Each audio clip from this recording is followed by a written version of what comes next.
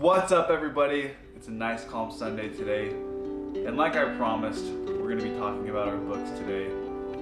I've got Can't Hurt Me by David Goggins. Shay's got... I've got The Happiness Advantage.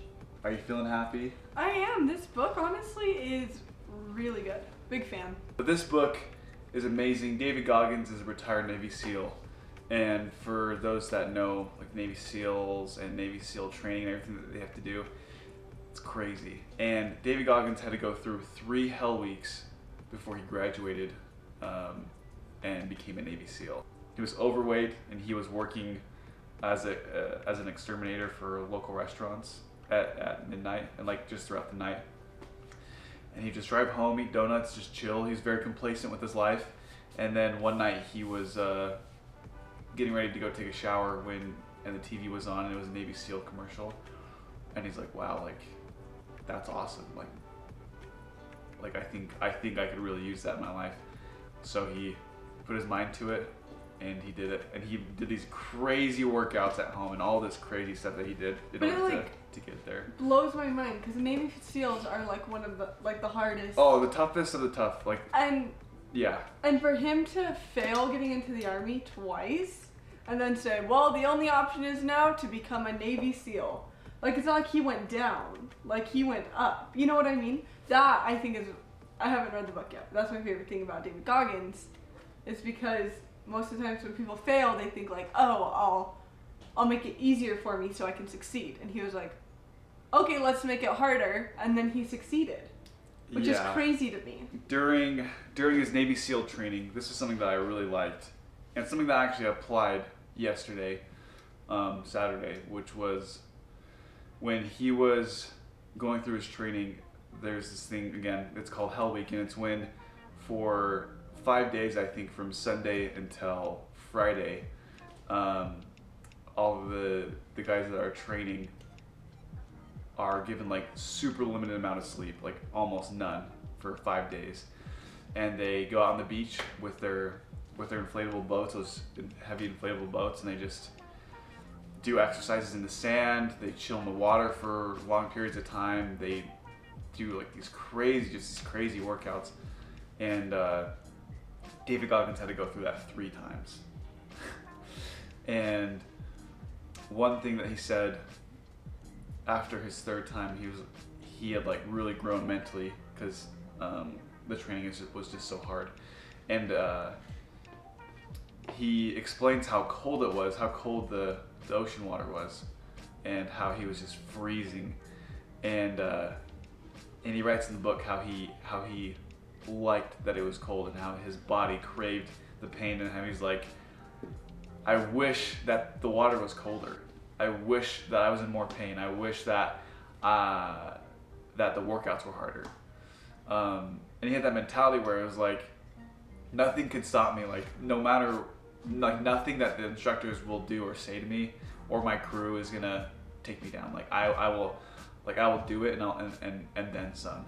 And so his mentality was just so hard. Like, he's a brick wall and an unstoppable force. And I just thought that was so cool. But yeah, that's my book right now. I can't wait to finish it and give an actual review that no one asked for. And yeah, that's mine. First, I do have one comment to say about your book. Well, the mentality of it could be, I wish it was harder kind of thing, right? We woke up for, James doesn't know this, we woke up for church this morning and it was freezing and I am so tired. And I don't mean to keep complaining about that, but I feel like we haven't gotten sleep in days. Basically all week, I feel like we didn't get any sleep.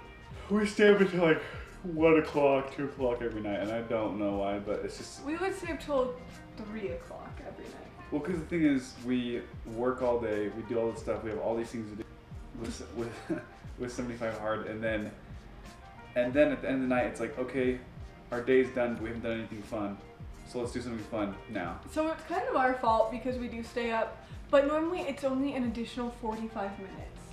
Like, it's not like we're staying up for hours more, but we go to bed at 3 and then I wake up about 8 for work. So I don't know how you do it. I would. Oh. and we have school, and just this week, especially the past couple of days, and yesterday I worked Saturday. I never work Saturdays. That's my first Saturday working. And so like the past 2 days, and then we have today, and I work tomorrow, which we know this is a common work schedule and everything, but we're just being honestly realistic with you that we are really tired, and we're honestly struggling to keep up. We are struggling to keep up with filming, and that's why our videos, obviously, That's why the past 2 videos have been poop. we're tired, to be honest. And we're still going hard with the challenge, but like last night was really rough to finish the challenge for both of us. This morning I woke up for church exhausted, and it was snowing. One thing you have to know is I hate the snow. I was born and raised in Arizona, moved to St. George, Utah for a while, and then lived in California, and then moved to northern Utah. So like majority of my life has been spent with the sun, and I am a firm believer that that's how the whole world should be. But he's probably rolling his eyes at me. But I woke up and it was snowing, and I was grumpy and I was not happy. And then I literally thought, I wish it was colder. And I was happier. I honestly was happier. You tried it out? I did. When I was getting in the car, I was like, this is miserable. I can't believe it. It was so cold this morning. And even now, like our apartment today is really cold. Last night it was freezing. I feel like it's just been cold for the past little bit, which is fine. When I was getting in the car, I was like, oh, this sucks. Like I started complaining, and then I was like, oh, I wish it was colder. And then I was like, actually it's not that bad. Like it was like a light switch. There's something about like if you say that you wish that your situation was worse, then all of a sudden you become okay with your current situation because you know that it could get worse. Does that make sense? Yes, and not to like minimize like really hard challenges and trials, and like don't minimize sometimes what you're going through, but little things like the weather. You can't change the weather, you know? Like I wish it was colder. Or, you know, like even right now I wish I was more tired. Actually I don't. Like this entire video, James can't see me while we're filming, but I'm like nodding off because we still have all our workouts to do. We still have everything to do today. Homework, all this stuff. And crazy. some homework today that we weren't able to finish this week. And so we're tired. It gives you this mentality of like, I'm fine, like it's all right. Yeah. And it kind of hypes you up a little bit. Try it out. Like if you're going through something hard, if you're waking up early in the morning to go to work, just say like, wow, I wish it was earlier. I wish, you know, like it gives you this crazy energy somehow to just like be like, yeah, you know, I'm gonna get up and just go. Like it's magic. It literally is magic. It was literally like a light switch for me. Going on to my book, The Happiness Advantage. I don't have too much I want to share with this book because, and I've talked about this before, it's basically just stats and studies. And it's really hard to remember all of the stats and studies and everything like that. But what I will say is I really enjoy this book because I do like stats and studies, and I do like things that support, I do like studies that support like positive thinking, which is what this book is. And so like it's not, it's very different because James's book is like experiences. And you know, it's funny, that's how mine and Shay's brains are different, is that, you know what I'm saying? Yes, definitely. Because like Shay is the logical one, and I'm more of like the emotional, yes, that is us to a T. Action, like go do it type of person. Like learn from your experiences. But Shay's very logical, very meticulous in the way that she does things, and like it has to be like a plan and everything. Yes. So it's just cool that we're reading these, and I bought this book for me to read eventually. And I'm gonna switch to this book eventually, and I still do like storybooks. I love storybooks, but this definitely just is part of my personality, this book.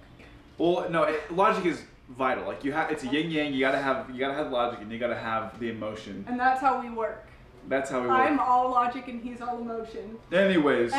Shay's book, everybody. Let's hear about it. Basically, it just says it's a lot about how much will like a body or a mind endure. And I think this is what's been like really affecting me most lately. They said that there was this study done where they had somebody, like people complain about their problem, or people would say all the things that they're grateful for. And it's really good sometimes. I'm a firm believer in like expressing your emotions and your thoughts about the situation that you're in. But it was interesting because it said that actually saying things that you were more grateful for had just as positive of an effect, if not more, because after the people were done complaining, they felt better, but they were still kind of negative about it. But the people who said they were grateful for things in the moment where they wanted to complain, they felt better and they were more positive afterwards. And so I have been trying that, and it also talks about just having journaling, and this is something that I want to try to do, but right now just trying to get a nap in today. But talks about journaling every like 3 times a week for like 20 minutes about just things that you're grateful for and the positive things in your life. And I am a firm believer in positive energy, positive vibes, and just like positive environments. And so it's really cool though, because I've always had that belief, and it's really cool now then to see my book having studies and facts, and which is kind of, I feel like, common sense. Like obviously if you're more positive, you're gonna be happier. But it's cool to see the facts about it as well. I'm saying that they've studied this and it's true. And it's so, you know, really cool. It's not just like your own philosophy, but it's like, yeah, this has been studied and tested, and this makes sense that, like, you know, whatever. He said that once there was this man, like this boss, who was talking to his, like all of his employees, and he was like, hey, blah, blah, blah, we're doing this and this and this. But we're not saving but don't worry, like we're not saving the dolphins. With the mentality of saying that they were doing work, but it wasn't as great as doing, like saving the dolphins. And granted, their work probably like wasn't as effective or as like helpful as saving the dolphins. But I guess his name is Sean, my homie Sean, says that that was so damaging to say that about careers or about things that you're working on. To say like, oh, this isn't very impactful. It's not like saving the dolphins. Bless you. I thought you were like, I thought you were saying, wow, that's so cool. Like I thought you were that like, is really cool. And they would study like CEOs of companies who would bring in millions of dollars, and then they'd study janitors, and it really didn't matter who was happier. It didn't matter the money, how much money they made. It mattered how fulfilling they felt their job was. And they would to write down ways that your job is fulfilling and how it's helping others, and kind of get it to that point where you can be proud of your job, be proud of where you're at. So I think just like having that mentality with your career, and then having the like grateful mentality, I guess, is helpful. I think if you list things that you're grateful for every day, obviously you'll be 10 times more grateful. I haven't done that really. Yeah, so as you can see, I'm wearing a different shirt. Part of the reason is because I look significantly more tired. Tell me. What happened was, first we recorded probably 20 minutes worth of footage of us talking about the book, which obviously we're going to edit down, but like just all this footage, and I just got up to check the camera to see if it was still recording, and it was not. It was the black screen. So I put in another battery, because I guess the battery died, and I put in a dead battery. So we recorded probably like 2 minutes of what we actually said, and everything else that we talked about just went down the drain.